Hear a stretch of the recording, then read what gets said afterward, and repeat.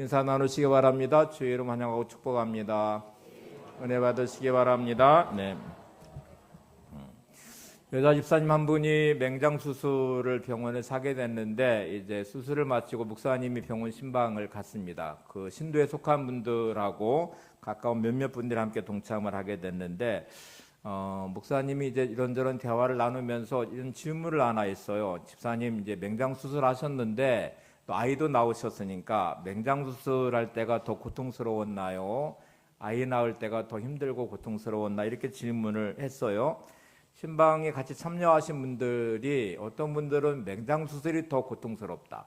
어떤 분들은 아이 낳을 때가 훨씬 더 힘들고 어렵다. 이렇게 이제 서로 논쟁을 했는데 이 집사님이 이렇게 대답했습니다. 목사님, 제가 생각하기로는 맹장 수술이 훨씬 더 고통스럽고 힘들었습니다. 왜냐하면 맹장 수술은 의미 없는 고통인데 아이를 낳는 해산의 고통은 정말 힘들고 어렵지만 그건 의미가 있으니까 생명을 낳는 고통이니까 그거는 그렇게 지나고 나서 보니까 맹장 수술이 훨씬 더 아프고 고통스러운 것 같아요. 이렇게 대답을 했어요.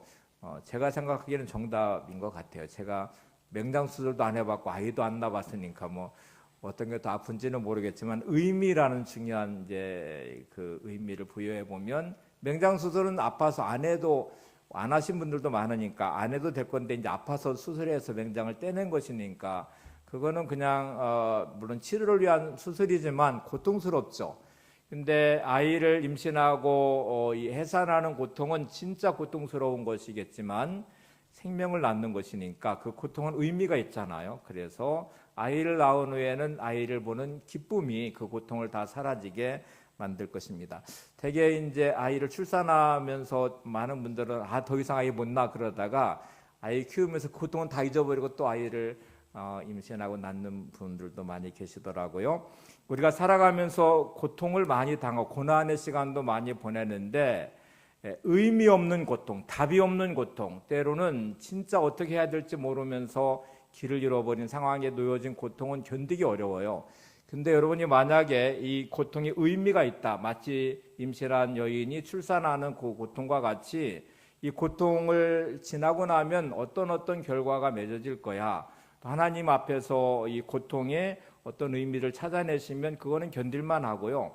또 지내서 어떤 기대와 소망으로 채울 수 있습니다. 오늘 고난이라는 주제를 다루면서 고난을 이거 승리하는 방법을 찾아보려고 하는데 오늘 첫 번째가 이제 의미 찾기라는 것이에요. 특별히 여러분은 말씀으로 의미를 찾으셔야 되고 하나님의 뜻 안에서의 고통과 고난의 의미를 찾아내시는 것이 대단히 중요합니다. 오늘 본문은 예수님이 십자가 지시기 몇 시간 전의 상황인데 주님에게 닥친 이 고통과 고난은 말할 수 없는 고통과 고난이에요. 붙잡히시고 신문당하시며 채찍에 맞으시고 침뱉음과 조롱과 뺨 맞으심과 십자가지 골고다 언덕에 올라가시는 시간이 보통 한 3시간 정도로 학자들은 되게 말하고요. 십자가상에 달리신 시간은 성경에서 보면 6시간이거든요. 그러면 토탈 9시간의 고통인데 그 시간은 너무너무 힘들고 어렵고 그때의 죽음이 기다리고 있고 그 과정이 너무나 수치스럽고 고난과 고통이 너무 심할 수밖에 없죠. 근데 예수님은 이 고통과 고난을 너무 힘들고 어려워서 겟세마네 동산에 땀방울이 핏방울이 될 만큼 기도도 하셨어요. 그런데 주님은 이 십자가의 길의 고통과 고난을 기쁨이란 단어로 표현하 특별히 해산하는 여인의 고통으로 십자가의 의미를 담아내십니다. 그래서 이게 이제 의미 찾기가 됐기 때문에 가능하죠. 하나님의 뜻 안에서의 자신의 이 십자가의 길이 어떤 의미인지를 아시기 때문에 또 제자들을 향하여서도 이 고난과 고통을 함께 겪어가고 또 죽음 앞에 서 있는 제자들은 너무나 두렵고 힘든 시간이겠지만 그 다음에 기다리는 부활의 기쁨이 있기 때문에 마치 해산하는 여인과 같이 이건 의미가 있다고 말을 합니다. 요한복음 16장 21절을 한번 보시죠.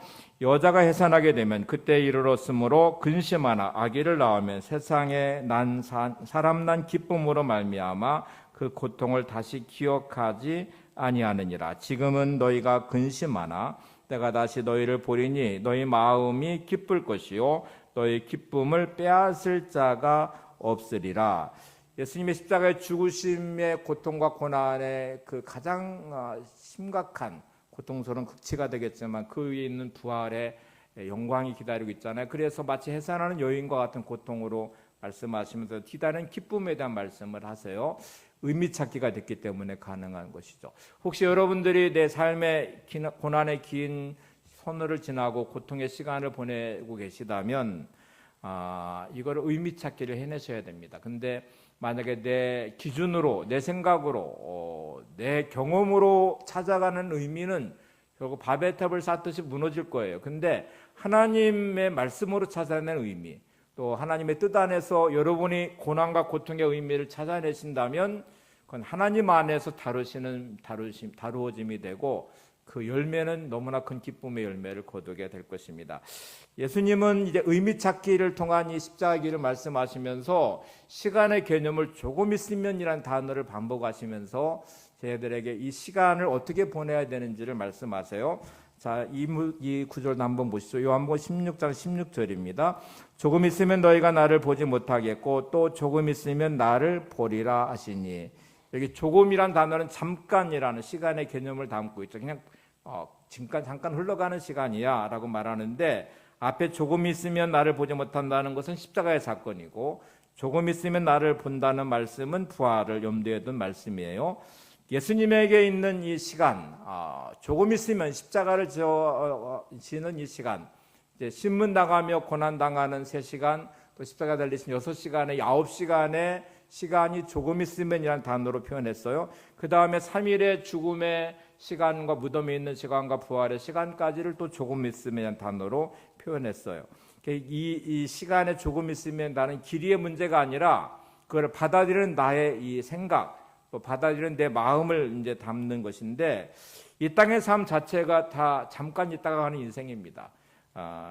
베드로전서 1장 24절에 베드로는 인생의 풀에 꽃과 같다, 풀과 꽃으로 비유해서 풀은 마르고 꽃은 시든다는 말씀을 하고 있고, 야고보서는 야고보 4장 14절에 잠깐 있다가 사라질, 없어지는 아침 안개와 같다고 말합니다. 인생이라는 시간은 얼마를 살든지 간에 지나고 보면 다 잠깐 있다가 가는 인생, 마치 아침에 안개가 짙어도 태양이 뜨면 다 사라져버린 아침 안개와 같은 것, 또 풀이 아무리 싱싱하고 꽃이 화려해도 풀은 마르고 꽃은 떨어지듯이 그렇게 가는 것이 인생이라고 말합니다. 여러분 인생을 살다가 뒤안길을 이렇게 뒤돌아보시면서 참 인생은 너무 빨리 지나간 것 같아, 화살같이 지나갔어, 또 인생은 정말 순식간에 더 지나간 것 같아, 이렇게 말씀하기도 하시잖아요. 잠깐 살다가 가는 인 것이 우리 인생이라는 정의예요. 근데 여러분 진짜 인생이 길게 느껴지는 시간이 있어요. 어떤 시간이냐면 고통의 시간입니다. 여러분이 갑자기 막 배가 아파서 막 떼굴떼굴 둥글어서 마치 119를 부르셨어요. 근데 이제 그 기다리는 시간이 뭐 10분, 20분, 1시간 이렇게, 어쩌면 인생 전체로 보면 짧은 시간일 수 있는데, 왜 이렇게 긴 시간이, 그 고통 나가는, 그 아파하는, 신음하는, 둥글고 있는 시간은 정말 지옥 같은 시간이며 길게 느껴지는 시간이죠. 혹시 여러분이 고난과 어려움 속에서 신음하신다면 이 시간이 너무너무 길고 힘들고 어렵고 정말 끝이 없는 것 같고 답답하고 너무너무 고통스러운 시간의 의미로 받아서 그렇게 느껴질 수 있을 것 같아요. 근데 여러분, 주님의 십자가의 시간은 너무 고통스러운, 견딜 수 없는 시간이면 분명하죠. 근데 주님은 이것도 조금 있으면이란 단어로 표현하셨고, 죽음의 절망의 3일의 시간도 조금 있으면, 그 위에는 부활을 바라보시면서 말씀하셨습니다. 여러분이 인생의 의미 찾기가 되시면 그 고통과 고난의 시간은 조금 있으면의 시간으로 다가올 것이고, 그건 의미 안에서 그 시간을 보내게 될 것입니다. 영원이란 시간에 맞추어진 이 땅의 모든 삶의 시간은 다 조금 있으면의 시간이죠. 짧은 시간으로 끝나게 될 거예요. 로버트 슐러 목사님이 언제까지나 계속되는 고생은 없다는 말을 했는데, 어떤 고난과 고통도 영원하지 않고요, 또 반드시 끝이 있습니다. 여러분이 지나온 시간들을 한번 되돌아보시면 그때 당했던 고통과 고난은 진짜 끝난 것 같고 영원할 것 같고 너무너무 힘들었는데 지나고 보니까 다 지나왔죠. 지나왔고 또 어떤 식으로든 해결이 됐고 또 어떤 식으로든 오늘 이 자리에 서 있는 우리들의 모습과 같이 그 시간은 다 지나왔어요. 근데 의미 없이 그냥 사라져버린 고통과 고난의 시간도 물론 있을 것이고, 혹시 여러분이 믿음으로 받아들이고 기도하며 말씀으로 해석해내면서 그 시간을 잘 보내셨다면 하나님과 만남의 시간으로 의미를 만들어낸 정말 어떤 죽음 뒤의 부활의 영광처럼 기쁨의 시간으로 아마 여러분의 인생에 자리 잡을 수도 있습니다. 우리가 동굴의식과 터널의식에 대한 말을 많이 하는데, 많은 분들은 고난을 당하는 순간에 동굴에 갇히듯 마치 끝난 것처럼 결론을 내버리고 절망해요. 그리고 분노하기 시작합니다. 근데 어떤 분들은 고난과 고통을 의미를 찾아내며 터널의식을 가지고 지나가면서 그 끝에는 반드시 터널이 끝나듯이 해결될 것이라는 믿음을 가지고 하나님을 신뢰하면서 이 시간을 조금 있으면이란 주님의 말씀으로 받을 거예요. 그래서 십자가의 죽음도 조금 있으면 고통도 끝날 것입니다. 죽음의 끝자락에 놓여진 시간도 조금 있으면 부활의 영광의 기쁨으로 다가오게 될 것입니다. 그래서 여러분, 우리가 이제 이 땅을 살아갈 때에 조금 있으면이란 단어를 받아들여서 이 땅의 모든 삶은 조금 있으면 끝나는 인생이고 영원한 하나님의 나라가 내 삶을 기다리고 있음을 알면서 힘들고 어려우실 때마다 천국을 소망하면서 오늘도 터널의식, 믿음의 터널의식을 가지고 이 시간들을 잘 보내시기를 바랍니다. 초대교회의 그 순교의 기록들이 참 많이 남아 있는데, 이렇게 동굴에 새겨진 것, 우리가 지난번에 본 영화 것처럼 이제 카타콤이라는 그 로마의 공동묘지에도 남겨진 많은 새겨진 기록들, 갑바도기에 가면 거기에 성전과 새겨진 많은 기록들도 볼 수 있고요. 문서상으로도 기록된 많은 자료들이 있어요. 그 중에 하나가 가슴 아프면서도 우리에게는 많은 교훈을 주는 이제 이야기 하나가 있는데요. 원형 경기장에서 많은 그리스도인들이 붙잡혀서 사자들의 밥이 됐습니다. 그러니까 철장에 갇혀 있는 사자들의 으르렁거림을 보면서 원형 경기장의 중앙에 예수 믿는 사람들이 붙잡혀서 그 원형 경기장 중앙에 있어요. 사자의 태창살을 열기만 하면 굶주린 사자들은 달려와서 물어 뜯어서 그리스도인들을 죽일 거예요. 지켜보는 수많은 사람들이 있는데, 그 중에 한 어머니와 우리로 말하면 초등학교 다니는 어린 아들이 같이 붙잡혀서 원형 경기장 중앙에 서 있습니다. 아이는 너무 두렵죠. 으르렁거리며 포효하는 사자의 울음소리가 두렵고, 저 철장만 열리면 달려들어 물어 뜯을 것들이 너무 고통스럽고 두려워서 아이가 두려워 떨면서 엄마 정말 무서워요 라고 말을 할 때 엄마가 그 아이를 푹 끌어안으면서, 얘야 눈만 잠깐 감고 눈을 뜨면 우리는 영원한 하나님의 나라가 우리를 기다릴 거야. 밝음이 우리를 기다릴 거야. 엄마 품에서 잠깐 눈을 감고 있다가 우리 같이 영원한 하나님 나라에 눈 뜨자, 이렇게 말한 기록이 있어요. 여기에 조금 있으면 잠깐이라고 말하는 이 의미는 이 땅의 삶의 사자의 물어뜯는 공포와 두려움과 고통과 죽음이 기다리지만 믿음으로 영원한 하나님의 나라를 바라보며 조금 있으면, 조금만 참으면, 눈을 잠깐 감고 눈을 뜨면, 이렇게 표현할 수 있죠. 믿음으로 해석해낸 것이고 하나님 나라를 소망하는 그 마음이 그 가슴을 뛰게 하는 것이죠. 여러분의 삶에는 고난과 고통의 시간들을 보낼 때, 때로는 억울함의 시간을 보낼 때, 힘들고 어려운 시간들을, 시련의 시간을 보냈을 때 여러분은 어떤 마음으로 그런 시간들을 보내십니까? 혹시 내 생각으로, 경험으로, 세상의 방식으로 해석해낸 내 인생을 붙잡고 희망의 끈을 가지고 오늘도 살아가십니까?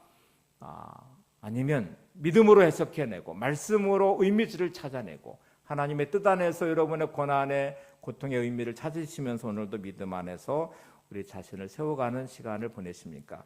오늘도 여러분 안에 고난과 고통의 시간이 있다면 반드시 말씀으로 하나님의 뜻 안에서 의미 찾기가 되시기를 바랍니다. 그리고 믿음으로 세우면 하나님이 주신 이 기쁨의 부활의 영광처럼 하나님이 주신 열매를 소망하는 삶의 자리가 되시기를 바랍니다.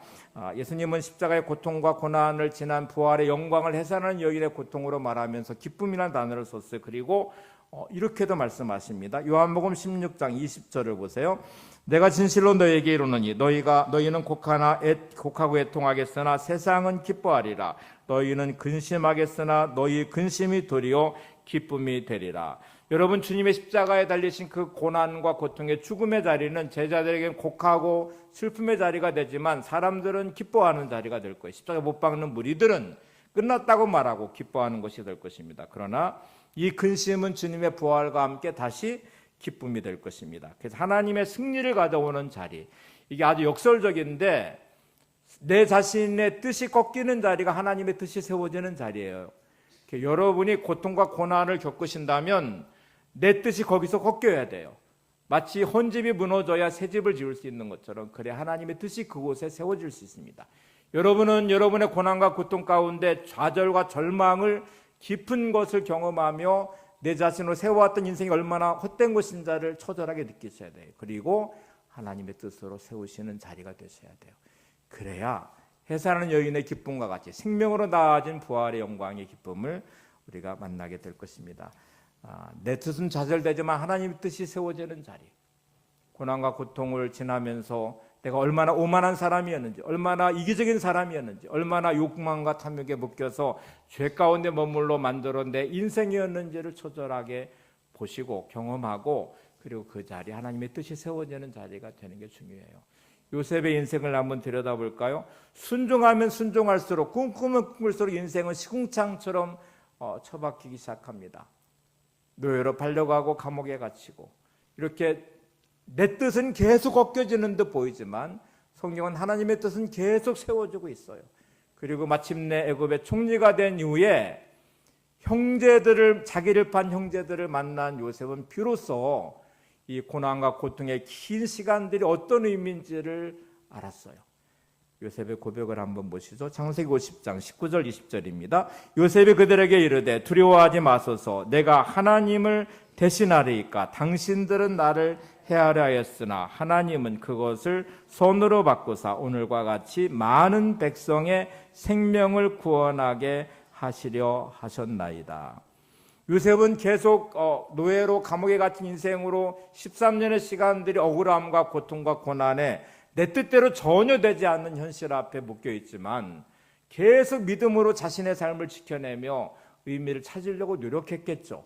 그리고 그곳에 하나님 함께 하심에 놀라운 은혜를 경험했겠죠. 그런데 이게 진정한 어떤 의미인지를 밝히 드러나는 것은 애굽의 총리가 되고 나서야 알았습니다. 하나님이 왜 이렇게 인도하셨는지, 왜 이런 고난의 시간을 보냈는지, 왜 내 뜻대로 안 된 인생의 시간들이 이렇게 많았는지를 기근을 겪어가면서 형제들이 찾아오고 요셉 앞에 서 있을 때 비로소 그는 이렇게 깨달았어요. 당신들은 나를 해하려 했으나 하나님은 그것을 손으로 바꾸셨습니다. 오늘과 같이 많은 백성의 생명을 구원하시기 위해서 내 인생을 이렇게 긴 고난의 터널을 지나게 하셨습니다. 이렇게 해석해낸 거잖아요. 역전시키시는 하나님의 은혜. 오늘 여러분을 찾아오신 하나님을 만나시려면 믿음의 자리에 서시기 바랍니다. 그리고 고난과 고통과 억울함을 반드시 말씀으로 해석해내시고 믿음으로 해석해내시고 하나님의 뜻 안에서 여러분의 고난을 다시 해석해내면서 끝없이 내가 내 생각과 내 경험과 내 의지로 살아왔던 인생의 것들을 무너뜨리셔야 돼요. 내가 거기서 좌절하셔야 돼요. 그리고 하나님의 뜻이 세워지셔야 돼요. 헌집이 무너져야 되듯이, 철거돼야 되듯이 계속 내게 있는 헌집과 같은 죄성들의 모든 것들은 무너지고 하나님의 뜻이 계속 세워지는 시간으로 이 고난의 시간을 보내셔야, 그래야 부활의 영광의 기쁨의 은혜를 보게 될 것입니다. 보석을 만들어가는 이 세공사들, 특별히 다이아몬드 세공사가 가장 힘들 수 있는데, 세상에 있는 광물질 중에 가장 단단한 게 다이아몬드니까요. 강도가 제일 세니까 이거를 세팅하는 과정도 얼마나 힘들겠어요. 근데 심혈을 기울여서 이 원석을 칼로 또 다이아몬드 원석을 이제 세팅하면서 보석처럼 빛나는 많은 시간들을 보낼 거예요. 그거는 목적은 딱 하나입니다. 다이아몬드의 보석의 진가가 발휘되도록 만들어내는 과정이겠죠. 근데 이 보석 세공사, 특히 다이아몬드 세공사들은 아무들이나 세팅하지 않을 거예요. 코팅하거나 그거를 보석으로 만들지 않을 거예요. 돌은 아무리 원석이 뭐 돌은 아무리 세팅하고 코팅하고 다듬어도 그거는 보석이 될 수 없기 때문에 그래요. 죄로 묶여있는 인생은 아무리 고난을 주어서 이거를 다듬어 보려고 해도, 용광로 같이 해도 다 그냥 녹아서 없어져 버릴 뿐이죠. 그 안에 진짜 보석이 남는 거잖아요. 용광로를 통과해서 금이 남고 은이 남듯이, 불순물이 빠지듯이 다이아몬드 세공하는 세공사가 계속 커팅하면서 보석으로 빛나게 만들듯이 고난은 보석같이 만들어낸 하나님의 은혜의 자리일 수 있습니다. 나를 계속 잘라내시고 다듬으시고 빛나는 보석같이 만드세요. 고난의 시간이 길어지십니까? 여러분 가치 없는 돌이 아니라 나는 원석인 다이아몬드라고 생각하시고 하나님 앞에 빛나는 보석 되기를 기대하시면서 이 고난을 잘 이겨내시기를 바랍니다. 지나고 나서 보면 그래서 하나님이 그러셨구나 이렇게 이해하는 시간들이 반드시 올 수 있도록 오늘도 믿음으로 잘 의미 찾기를 하시고 말씀으로 의미 찾기를 하시고 해석해낸 능력을 기르시기를 바랍니다. 두 번째 방법은 기도인데 이제 기도는 너무 많이 들으셔서 기도 중요하지 이렇게 생각하는데 오늘 본문의 의미의 기도는 전혀 달라요. 주님은 부활의 그 해산한 여인의 기쁨에 동참하는 생명을 낳는 이 죽음과 부활의 자리로 가기 위해서 이거를 통과하는 데는 반드시 기도가 필요하다고 말씀하시면서 왜 이 기도가 중요한지를 말씀하시고 기도는 어떤 의미인지도 말씀해 주세요. 요한복음 16장 23절 24절을 보세요. 그날에는 너희가 아무것도 내게 묻지 아니하리라. 내가 진실로 진실로 너희에게 이르노니 너희가 무엇이든지 아버지께 구하는 것을 내 이름으로 주리라. 지금까지는 너희가 내 이름으로 아무것도 구하지 아니하였으나 구하라 그리하면 받으리니 너희 기쁨이 충만하리라. 주님은 이 십자가의 고난의 길을 가시기에 겟세마네 동산에 기도를 드리셨죠. 그리고 아버지의 안에서 뜻을 찾은 다음에 묵묵히 길을 걸으셨고 죽으신 다음에 부활의 기쁨까지 이루어내셨어요. 이게 조금 있으면 단어로 표현해내셨죠. 그리고 제자들을 향해서도 아주 중요한 가장 강력한 고난을 통과하는 무기로 기도를 말씀하십니다. 기도는 우리에게 주신 하나님이 주신 너무나 놀라운 특권이며 무기이며 또한 우리에게 자격 있는 자에게 주신 하나님이 주신 권리이기도 해요. 어떻게 우리가 기도할 수 있는 사람이 되었을까? 이 자격은 주님이 십자가에 죽으심으로 주신 자격이에요. 죄인이 하나님 관계가 단절된 상태의 기도는 허공을 치는 기도입니다. 근데 주님이 이 기도의 자격과 능력과 무기를 주시기에 십자가를 지고 죽으셨어요. 우리 죄를 대속해 죽으신 다음에 하나님과 단절된 우리 인생 하나님과 연결을 시켰어요. 죄 용서를 해주심으로 연결시키시고 드디어 자격 하나를 주셨는데 하나님의 자녀됨의 자격을 주셨어요. 그리고 드디어 우리 하나님을 아버지라고 부르면서 기도할 수 있는 특권을 가지게 됐어요. 그래서 기도는 놀라운 특권이며 강력한 무기일 뿐만 아니라 그 대가, 주님이 지불한 대가는 주님의 죽으심이에요. 십자가의 죽으심으로 주신 자격입니다. 여러분, 기도가 얼마나 중요한지를 한번 생각해 보세요. 그 뒤에 있는 말씀 하나를 더 볼까요? 요한복음 16장 26절을 보세요. 그날에 너희가 내 이름으로 구할 것이요 내가 너희를 위하여 아버지께 구하겠다는 말이 아니니. 자, 이 말은 이제부터 너에게 기도라는 특권과 자격이 주어졌고 강력한 고난을 뚫고 나가는 무기가 주어졌으니 너희들이 내 이름으로 기도해라 하고 말하면서 뒤에는 내가 너희를 위해 아버지께 구하겠다는 말이 아니다 이렇게 말합니다. 주님이 함께 하실 때에는 주님이 채워주셨죠. 주님이 대신 채워줬고 인도했고 가르쳤고 대신 교화하시고 17장에는 대제사장으로서의 주님의 중보기도가 마지막으로 드려지는 장면이 나오는데요. 이렇게 주님이 기도를 대신해주고 대신 주시고 이렇게 하셨는데 이제부터는 내가 너한테 기도의 자격을 주기 위해서 내가 죽어 십자가에 죽어서 너의 죄를 용서하고 하나님의 자녀의 신분으로 내가 너희를 새롭게 세울 테니까 이제부터는 너희들이 기도해라. 내 이름으로 기도해라. 이 자격을 너희들이 가졌다 이렇게 말씀을 하세요. 이게 얼마나 중요한 말씀인지를 한번 생각해 보셔야 돼요. 우리가 환난 중에도 낙심하지 않을 이유는 이 기도의 무기를 가졌기 때문에 그래요. 우리가 절망하지 않을 이유는 전능하신 하나님이 나의 아버지 되시고 그 자격을 내가 가졌기 때문에 그래요. 설교 준비하면서 제가 생각해 봤어요. 아버지로서의 두 아들이 있어요. 둘 다 결혼을 했지만 이 아이들에게 있는 어떤 문제들이 자기들의 능력으로 해결할 수 없는데 만약에 저한테 해결할 능력이 있어요. 물론 저한테 능력이 없기도 하지만 하나님 아버지는 다 능력이 있으시니까 한번 비교를 해보세요. 근데 아이들이 문제의 심각함에서 막 신음하고 괴로워하고 고통을 당하면서 처절하게 막 이리저리 치이는데 저한테는 능력이 있어요. 가정을 했어요. 근데 저한테 와서 아무 말도 하지 않아요. 아빠, 저 이런 문제가 있어요. 저 좀 도와주세요. 라고 말할 때 저는 기쁨으로 도와줄 의향이 있고 능력이 있는데, 아이들은 저한테 아무 말도 하지 않고 막 괴로워하고 힘들어하고 막 방황하고 그러다가 이리저리 치이고 막 망가지고 나중에서 와서야 아빠가 제가 이런 일이 있었어요 라고 말할 때 얼마나 안타깝겠어요. 야, 그때 나한테 좀 말하지. 나는 해결할 능력이 있었는데, 나는 너를 도와줄 마음도 있었는데, 네가 나한테 말했으면 내가 금방 그 문제를 해결해 줬을 텐데 이렇게 말하지 않겠어요? 여러분 혼자 괴로워하고 힘들어하고 몸부림치면서도 진짜 악착같이 기도 안 하시는 분들이 의외로 많아요. 제가 이게 참 이상해요. 저분 분명히 기도하셔야 되는데, 기도하면 되는데 왜 저렇게 악착같이 기도를 안 할까? 왜 여전히 내가 해결할 수 있다고 자각하면서 저렇게 몸부림치고 있을까? 내가 보기에는 답이 없는데 그 안타까움이 있어요. 때로는 신방하면서 권면도 하기도 하고 오늘 이렇게 말씀을 전해요.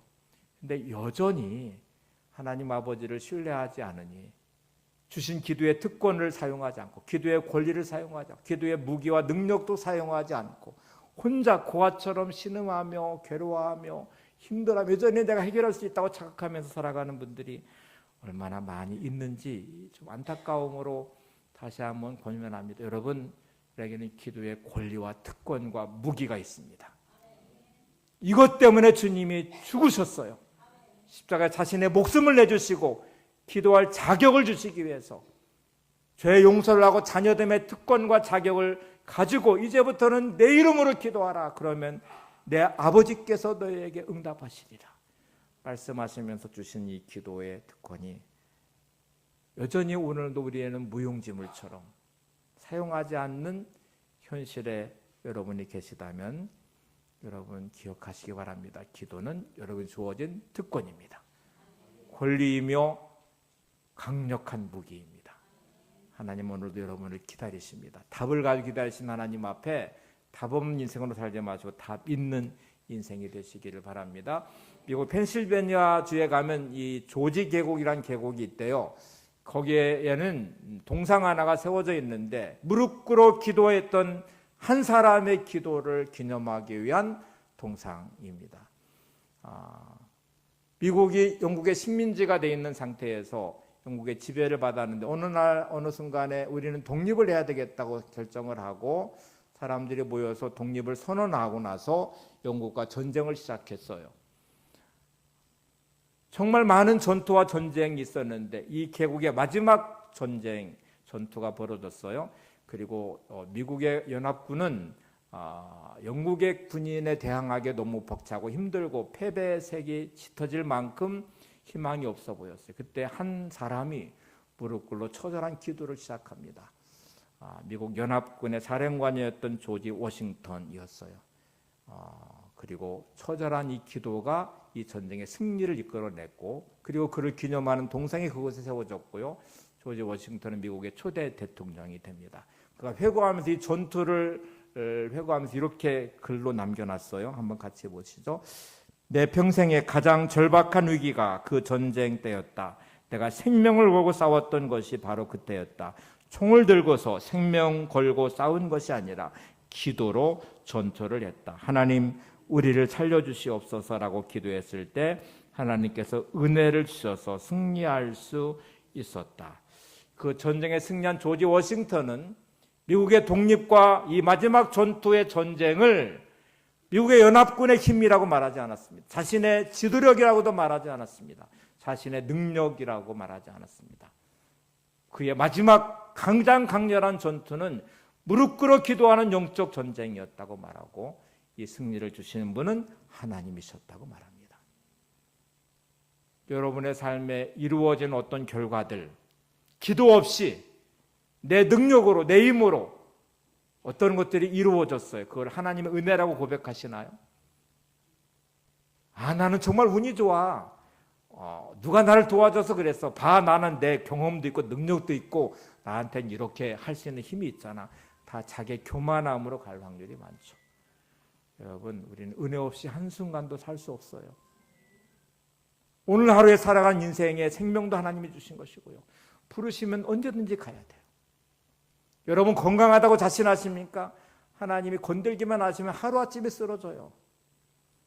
여러분이 부자라고 안정됐다고 생각하십니까? 하나님이 건드리시면 하루아침에 모든 것이 끝나버려요. 욥의 그 모든 것들도 하나님이 하루아침에 끝내실 수 있어요.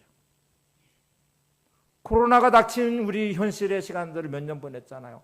이 세상의 이 병균 하나도 감당하지 못할 게 이 세상이에요. 그 어떤 것이 우리를 지켜줍니까?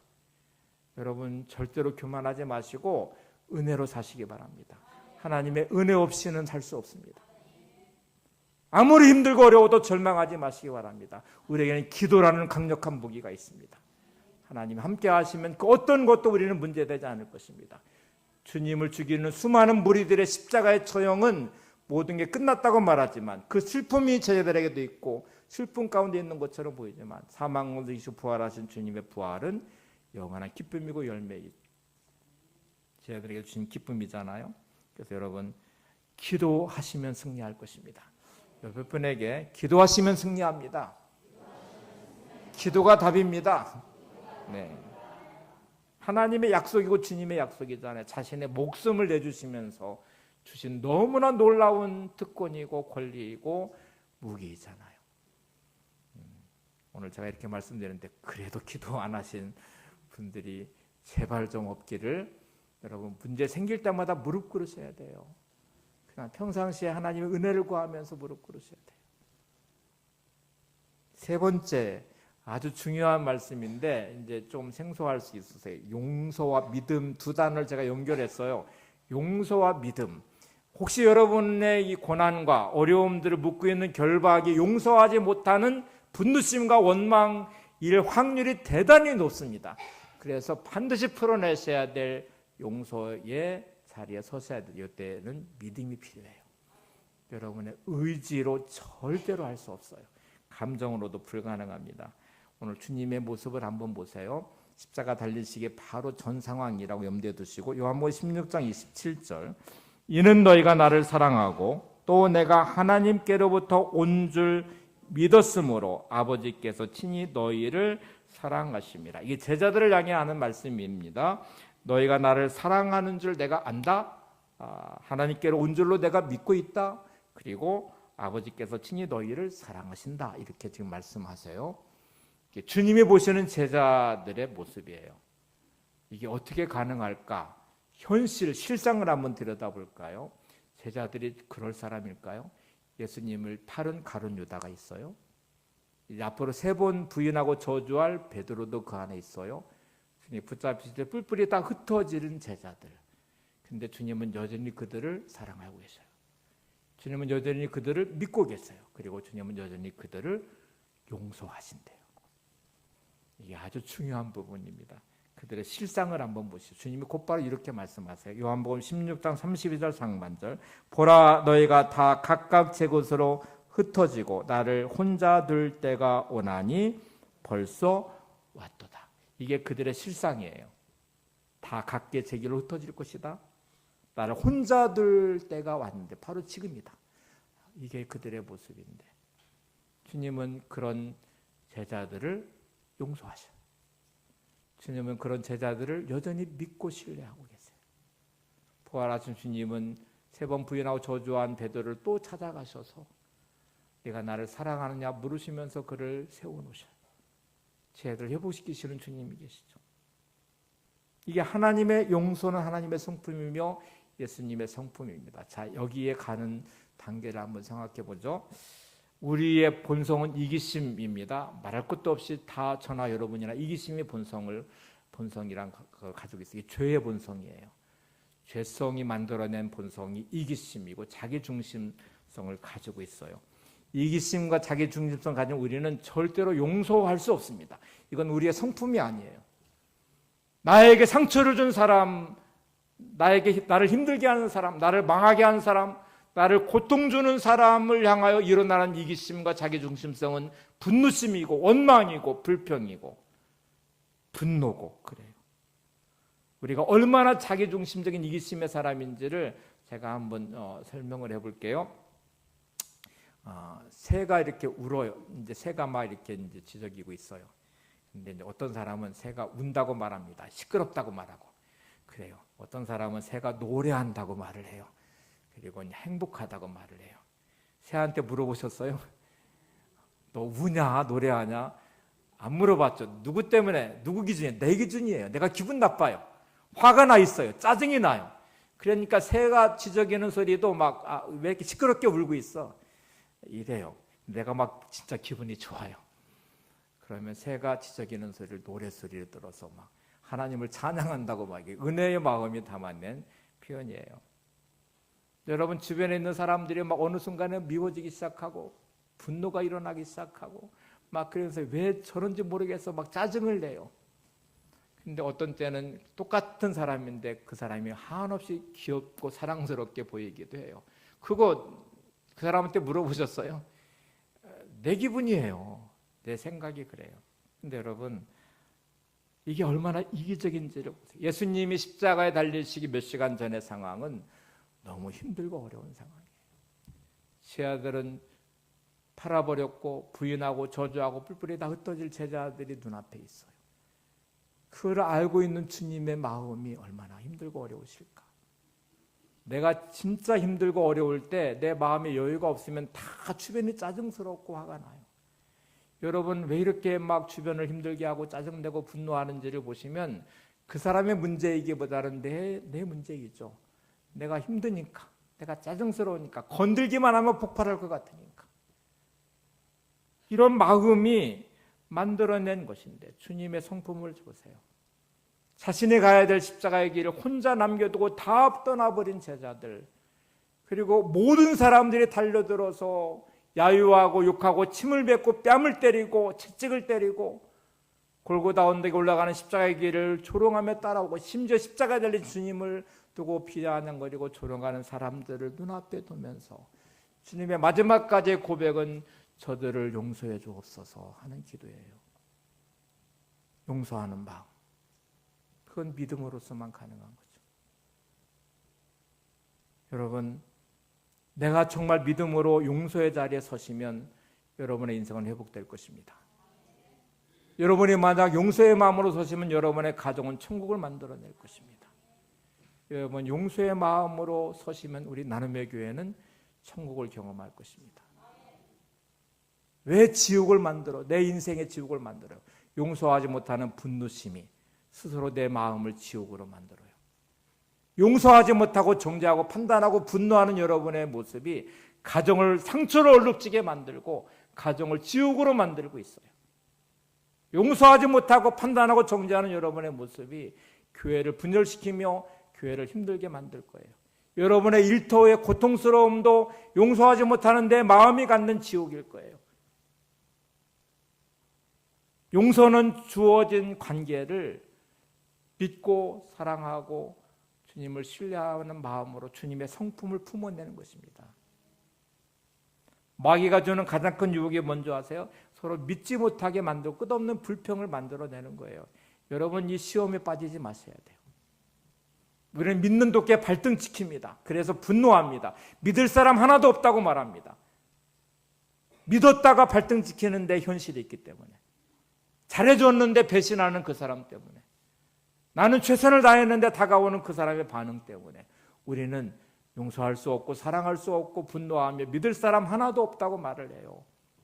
주님은 끝없이 발등 찍히면서 끝까지 용서하시고 끝까지 믿어주시고 끝까지 사랑하시면서 그런 바탕 위에 저와 여러분이 오늘도 세워진 거예요. 그런 우리가 오늘도 예수 믿는 이 예배자가 된 거죠. 그런 우리가 오늘도 살아가고 있는 은혜를 누리고 있는 거예요. 세상에 믿을 사람 하나 없죠. 믿는 도끼에 발등 찍히죠. 맞아요. 그게 현실이에요. 그게 주님의 마지막 십자가상의 진짜 처절한 배신과 떠남과 홀로 남겨진 고통을 다 감당하셔야 되는데, 그런데 주님은 여전히 너희들이 나를 믿는 줄 내가 안다. 내가 너희들을 믿는다. 하나님이 너희들을 사랑하신다. 이렇게 말씀하세요. 요한복음 16장 33절로 가보시죠. 주님 오늘 본문의 마지막 구절은 이렇게 말씀하십니다. 이것을 너희에게 이루는 것은 너희로 내 안에서 평안을 누리게 하려 함이라. 너희 세상에서는 너희가 환난을 당하나 담대하라. 내가 세상을 이겼느니라. 닥칠 현실 앞에 불안과 두려움과 고통이 기다리고 있지만 근데 나는 평안을 누리고 있다. 내 안에 기쁨이 있다. 이거를 너희에게 주니 너희도 평안해라. 이렇게 말합니다. 환난을 당하나 담대하라. 내가 세상을 이겼노라. 제가 다시 이걸 이렇게 설명해 볼게요. 저를 통해서 윤재야, 아무리 힘들고 어려워도 걱정하지 마. 내가 세상을 이겼어. 너 나 믿지? 이렇게 말씀하시는 것 같아요. 여러분을 향하여 진짜 억울하고 힘들고 고통과 고난을 겪고 계십니까? 주님은 이렇게 말씀하십니다. 내게 있는 평안을 너한테 주니까 너도 평안을 누렸으면 좋겠어. 진짜 힘들고 어렵고 억울하다고 생각하지 마. 내가 십자가를 지고 죽음을 뛰어넘어 부활로 승리했으니까, 나는 이겼으니까 너도 이길 거야. 너 나 믿지? 이렇게 말씀하실 것 같아요. 서커스 공연할 때에 동물들이 이렇게 불탄 링에 뛰어넘는 장면을 보시고, 요즘에 동물학대 때문에 아마 이런 공연은 없어진 것 같아요. 예전에 있던 공연 한번 생각해 보시고, 어떻게 사자나 호랑이, 이렇게 털이 많은 짐승이 저 불 속으로 뛰어들 수 있을까를 생각해 보시면, 훈련을 통해서 됐다고 되게 사람들은 생각했는데, 훈련 물론 필요하죠. 그거를 뛰어넘는 과정이 필요하니까. 근데 동물은 본성에 따라 움직이는 짐승들이에요. 그 동물에는 이성과 논리적 사고와 의지라는 게 없고요. 본성에 충실해요. 다 본능에 따라 가거든요. 그러니까 절대로 링의 불 가운데 뛰어들 수 없는 게 동물이고요. 이건 훈련으로 불가능하다고 말합니다. 동물학자들은 다 그렇게 말해요. 근데 어떻게 뛰어넘어요? 라고 물을 수 있죠. 털이 있는 짐승들은 불이 붙은 순간에 죽어요. 본능적으로 알아요. 불을 무서워하고 두려워하고 절대로 뛰어들지 않아요. 근데 딱 한 가지만 가능하다고 그래요. 조련사들을 신뢰하면 된대요. 훈련이라는 말은 동물과 교감을 하면서 사자나 호랑이들이 그 조련사를 신뢰하는 순간에 본능을 뛰어넘는 행동을 하기 시작해요. 링을 뛰어넘는 것을 해요. 그러면 이 훈련의 기간은 정확히 말하면 신뢰를 쌓아가는 기간이기도 해요. 본능으로는 불 가운데 뛰어들 수 없지만, 동물은 본능에 따라가지만 신뢰하는 순간에 그 믿음이 만들어낸 능력이기도 합니다.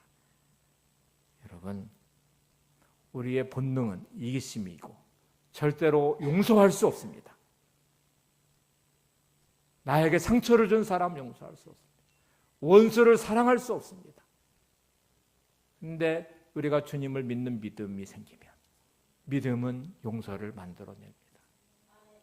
주님이 그렇게 하셨으니까. 오늘 여러분, 불같은 시험을 만나 하시고 힘들고 어려우십니까? 내가 주님을 신뢰하면 그 불같은 시험을 이겨낼 것입니다. 우리는 그 가운데서도 감사할 수 있을 것이고요, 하나님을 찬양할 것이고, 이 믿음 때문에 불같은 그 상황에 돌파하는 믿음으로 오늘도 낙심하지 않고 절망하지 않고 살아가게 될 것입니다.